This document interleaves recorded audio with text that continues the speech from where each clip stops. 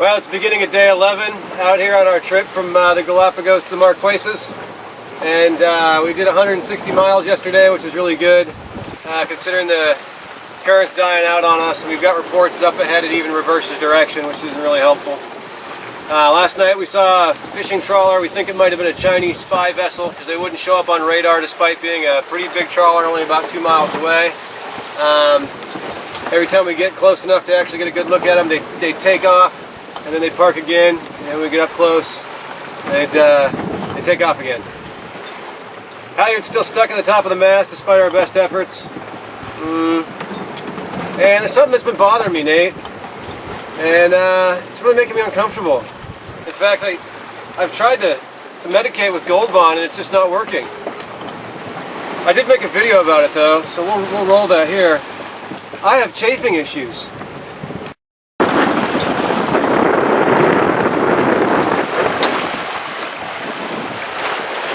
1,600 miles of waller. That's what we have so far on this trip. And it's led to some issues, most of which involve chafing. And whenever I say chafing, what I mean is something's rubbing against something else where you don't want it to be. So an example here I have is a halyard that chafed through.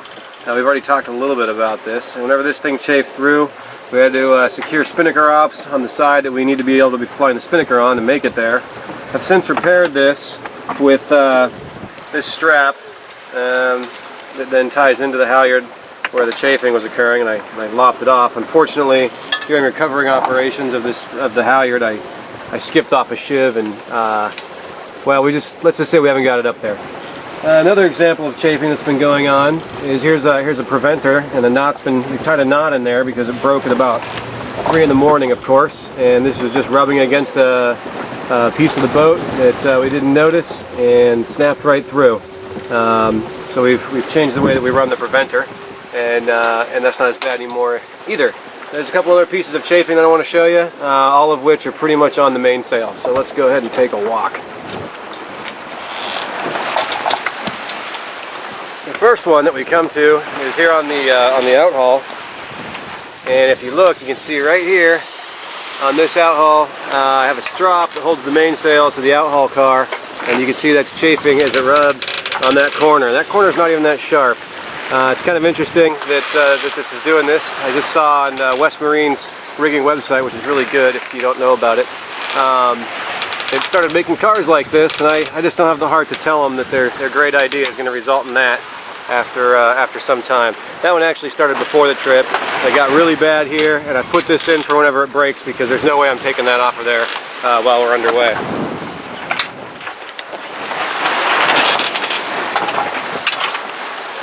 If you remember the other day, we were talking about this particular lug that was right here that gave through on the vang, and I made this quick temporary fix so we could have a vang again. And already this vang is chafing through in multiple spots. You can see right here the material starting to rub away. Right here where the joint is on the other side, starting to rub away, right behind that. And this is AM steel, so it's still some pretty tough stuff. I put this sleeve on here where I thought it was going to be a wear problem, but there's wear problems all over. And so I need to redo this and sleeve the whole thing. It's probably going to break soon. Hopefully I can get to it before that happens. Here it is again. And then the worst bit that I found this morning whenever I was walking around looking at the boat is right down here on the vang. And you can see this is chafing through as it wore on this Harken block right here because it came down, the sail was on one side, it came down and went off to the control mechanism on the other side. It was just chafed right there. So what I've done is I've temporarily run it over to the starboard side of the boat to eliminate that chafage issue. One final piece of chafage that we have going on is in the preventer again, and it's down here. Let me see if I can crawl down here through all the shaking rigging. It's the shaking of the rigging that helps it wear away so fast. Here's Nathan.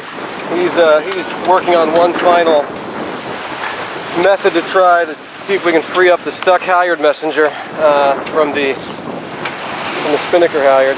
Hopefully it'll work. What do you got to say, Silver Nathan? gold, baby! Silver gold! Silver gold. Don't fall off, damn it. Yeah, I'm working through my best to fall off. So then we come down here. This is a preventer. It runs from a cleat over there to a snatch block and then ties up into the main, keep us from auto jibing. And it's been rubbing against this stuff here, which is to be expected. That's why I use this thick 3-strand rope. But it started to chafe and of course cause problems. And once that goes, you know, then we're in trouble. Let's see if I can get this unwound and we can have a look at the chafage. It isn't too bad, but it wouldn't be too long before that went through. We still have another, I don't know, 1,500 miles or 1,300 miles to go. That would certainly be worn through by then. So I put this chafe guard on there in order to protect that. This particular chafe guard, I came up with the idea myself, and I'll discuss in one of the later how-to videos on how to make this particular chafe guard and why it's better than the other ones. Anyway, that's pretty much it for the chafing episode, and hopefully we can get it all taken care of and nothing else snaps between here and our destination. Well, hopefully understanding the chafage is going to help people at home understand what it's like to be out here. This one trip is like 2 or 3 sailboat seasons all rolled into one. So anything that goes, you get to replace after 3 seasons, you pretty much have to replace after this one hop, especially because it's out here in this much rougher conditions. And speaking of something that I thought I'd never have to replace, everybody told me how bulletproof this thing was. And granted, I didn't shoot it with a gun, I just caught a 5-mile fishing net with it. But poor Martin here, spinning away. If I get down real close, we can speed up. You can hear his bearings are not too happy. He used to be quiet as a mouse, and now he complains. I'm guessing that fishing net had something to do with it, and we're hoping he makes it because he's our basically sole source of power, running downwind, and he's been doing a great job. And if he goes out, then we're going to have to be doing some snorkeling. Otherwise, we got a boat over here, which is kind of interesting. It's another sailboat, and we're 13,000 miles from anywhere, or 1,300 miles from anywhere, and we happen to run into somebody, and my camera's just having trouble focusing out there. I think it's Streetcar, which is a Swan, and Nathan thinks it's another boat that's a Benny. We can't really figure it out, and they don't have AIS on, and they don't talk much on the radio. Pretty benign seas today. I'm sure that'll change. Pretty good wind, or pretty crappy wind. I'm sure that'll change too. And we come down here to end the day with Nathan. Hey, what do you got, boss? Not much. I just want to let everybody know that chafe is like corrosion. It's everywhere. So you just got to deal with it. And, I think it's time for nooners, Tim. Nooner! Oh God, I'm hungry. Oh, Cliff Bar. Oh man, does that not look good? Cliff, what are you thinking? Well, it's day 14, I think. We only made 130 miles yesterday. We were becalmed last night. It's not been very good. We've basically been sucking hind titty, and if we kept doing that, it was going to take a long time for us to get to the Marquesas. So we made the decision to take advantage of the low wind and send me up the rig, and you can see some footage of that right here. Stay out of the camera, Nathan. Not camera. We're getting ready to go up in the air.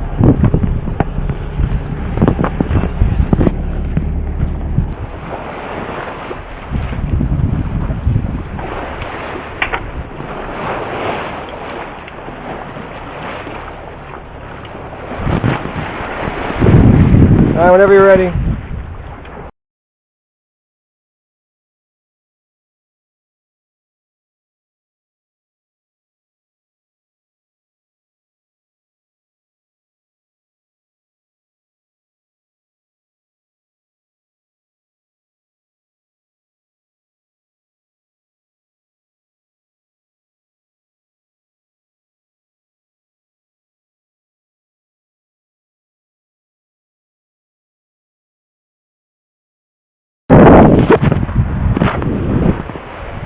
When do you reckon the swell's going to stop? What? The swell. It's not very bad right now. You have to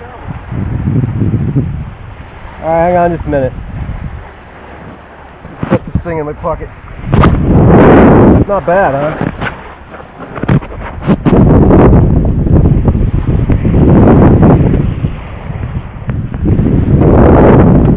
Alright, let's go. Okay, stop! I'm here. Say hi, Nathan. Hi, Timmy. So I've come up to the top of the mast, trying to fix this shoot problem. It doesn't look like it's going to be as easy as we were hoping. We had a morning calm up here, so we figured we were going to take advantage of it. It's still pretty pitchy, as you can see. Hanging on, but it's alright. Let's see what we can do with this. That was fairly straightforward. All we had to do is get that unstuck and use the patented Halyard unsticker tool, which is a broken piece of metal from a shit we tried to do yesterday.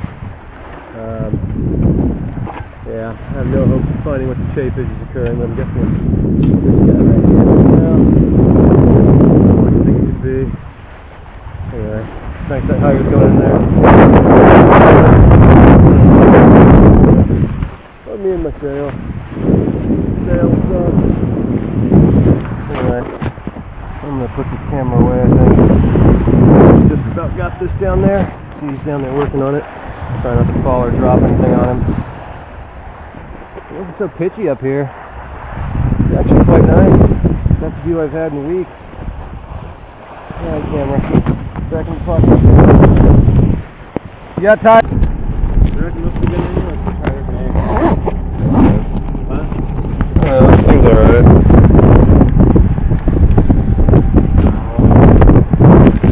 feel like it could be worse.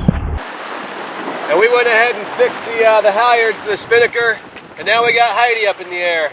And she's big and strong and pulling us along, and we're making pretty good time with her. And hopefully, we should be in the Marquesas within about a week or so. Sometime today, we'll be 2/3 of the way there. And if this is the best, this is all we got for wind, no more than a week. If it picks up, then I don't know, 5 or 6 days. I think it was the right decision to go up there anyway. It's a little rough, bounced around a lot. Nathan, you got anything to add? Well, I think we should start a segment that called Things That I Wouldn't Go to Sea Without. And today's going to be 1,200 square feet of spinnaker. Everybody needs that on their boat. To hell with these anchors and other miscellaneous things we never use. Get some use out of this.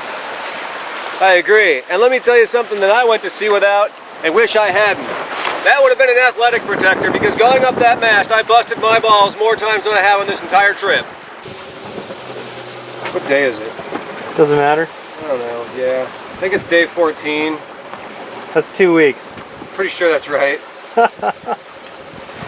Is it Saturday? If it's Saturday, then it's day 14 or 50. It doesn't matter. The wind's completely taking a dump. And there's a ton of swell out here. We're on our 3rd head sail of the day. It's the small spinnaker. We tried the large spinnaker, and all it did was chafe through the repair. So now we're trying to identify exactly where the chafing occurs by having taped off the thing. We're crawling out here. We're doing 5.5 right now. We were down to about 4. At this rate, this last 7 days are going to take longer. 7 days. Now we're looking at 8 days maybe. The good news is everyone else is becalmed out here too, so all those people that wanted to race against Slick T rocket ship, well, they're stuck just the same. Difference is they're motoring. What that means for us is we have to save our fuel for the last 200 miles whenever they're all empty, and then we can just floor it. Hammer down. Speaking of hammer down, they're at least a day behind us. I'm guessing about 160 miles. They can't seem to send us their position to save their lives. Anyway, pretty boring day. What about you, Chief? What do you think? I don't know, it's just like you're explaining. We'd be on passage, be like 8 hours out, and then we would take a shit, then we'd be 8 hours out. 2 more hours, we would take another shit, still 8 hours out. It's the same thing, only scaled up. I feel like we've been doing the last 7 days for about the last 3 days, and that's 10 days, not 7. And yeah, no fish in 3 days. It's been just a vacuum of fun here. Well, it's day 15, Cinco de Mayo. Happy Cinco de Mayo to my Mexican brethren. Really slow night last night, 125 miles. And we've been ghosting along just on the spinnaker this morning, although the wind's picking up, so we'll probably put up a mainsail and see if we can get a little more out of it. Evergreen's 186 miles behind us, and I got a report that they're motoring. Big surprise. Hammer's probably down. Otherwise, I don't know that I have anything to say. Nathan, what do you got to say over there? Glad you asked. I don't know if you guys noticed, but I've changed up the facial hair for the Polynesian landfall. I guess. And yeah, I'm ready for it. I got my Polynesian beard on. I heard women folk there like Polynesian beards, so I made one. Is that what you envisioned the Polynesian beard looking like? Yeah. What? I don't even want to know where you got this idea.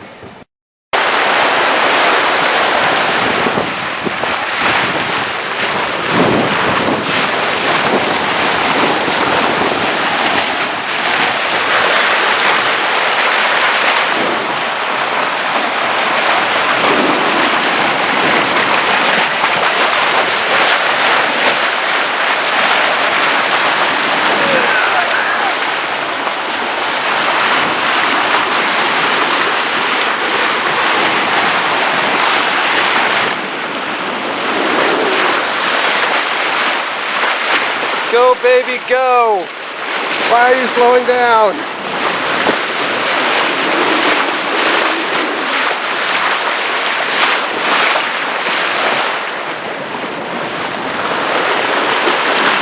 Fast and nasty.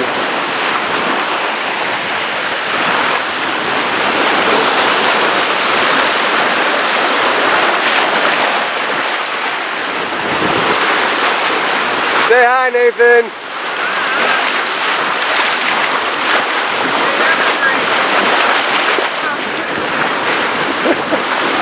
Hey, Evergreen, did your boat sail like this? I didn't think so.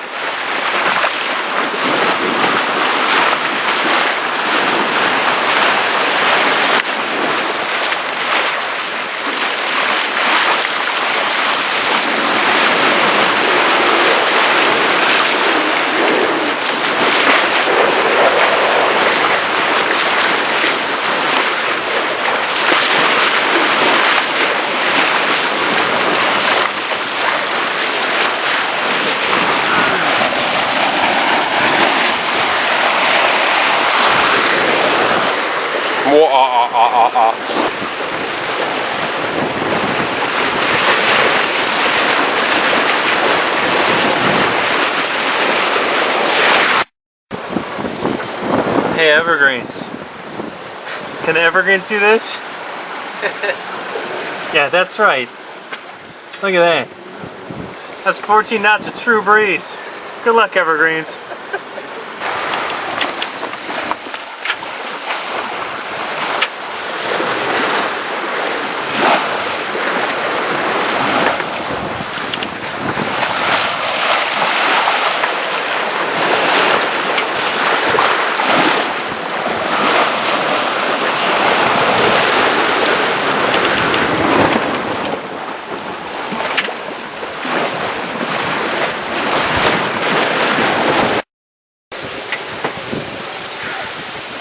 Well, it's the beginning of day 16 and we have an unhappy 5 days left.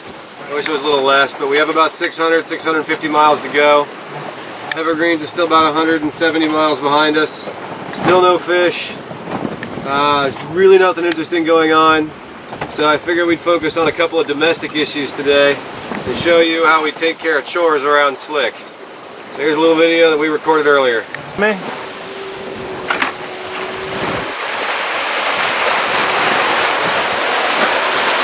I think we're going a little fast for this one. Man, damn it, I thought you were going to lose your bucket.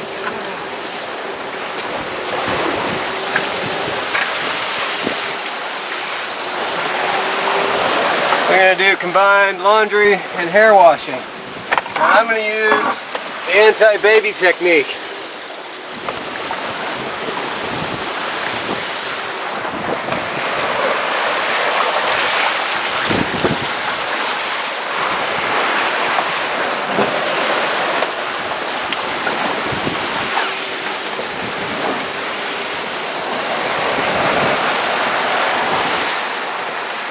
Got to get it good and soapy.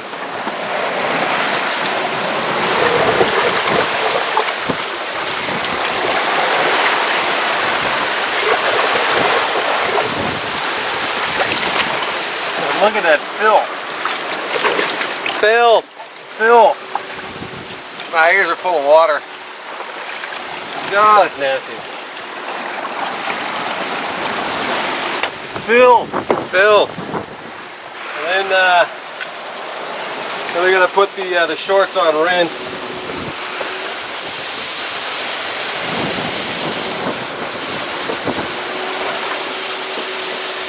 Get all the soap out.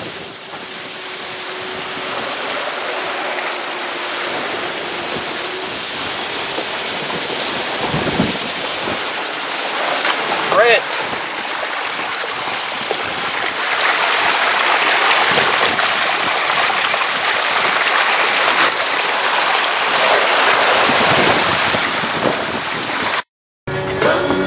What's up, Nathan? I'm videotaping this for all the people at home so they can really get a good feeling about how much fun it is to live on a boat while you get shook. Sometimes I think it's a sin when I feel like I'm winning, when I'm losing again.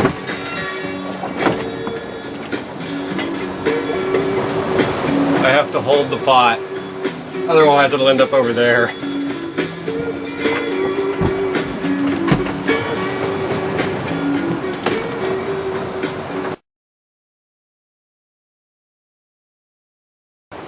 Well, let's take a quick look outside.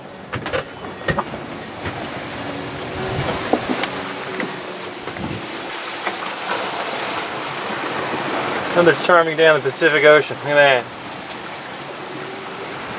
This is the peaceful ocean, by the way. Pacifico. You'll notice how peaceful it is. Look at that, see? Real peaceful. Only get pitched about 15-20 degrees back and forth. That's pretty nice. And these are waves, see? Waves.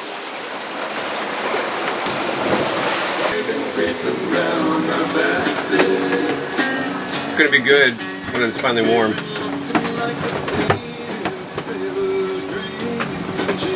Wanna see what it is? Yeah. Come on over here. We got ourselves some cream of chicken, some canned chicken, and some canned beans. And that's gonna make up our dinner. Because we didn't catch no fish. About 30 seconds prior to starting this, we launched some cans across the cabin and made a huge mess.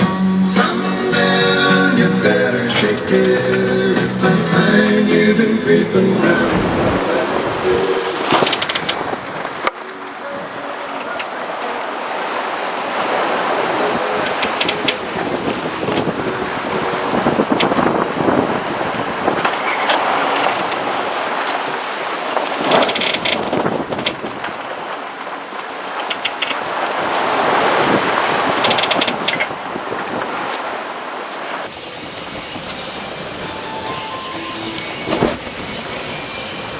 This is really good. Hey Tim, what is that?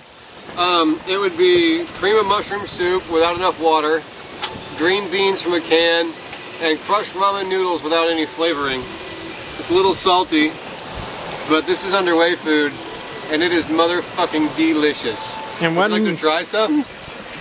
Yeah, in a minute. No, what? Why doesn't it have enough water in it? Because we're out of water. And we still have 862 miles to go.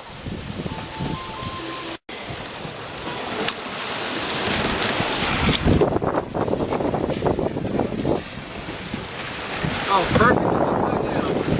See that, people? That's a pot fish. That's how we do the dishes on Slick. Clean. What are you doing, Nathan? Doing the fucking dishes, Tim. How's it going? Well, I plan on swearing a whole fucking lot, so this can't make it onto YouTube. Oh, I can probably make it I'm onto having YouTube. so much fucking fun. Why? Because it's rolly, and the Oh. ocean's lumpy. And my shit keeps moving when I try to wash it. I don't see any shit moving. Well, just give it a minute. Here, let's Okay, see now. Watch the things. I'll watch the things. So we take a big roll. Oh, wow. Isn't that great? Did you see all the things move? Yeah, but they didn't move that much. Well, you see, Timmy, right now. Jack, things are going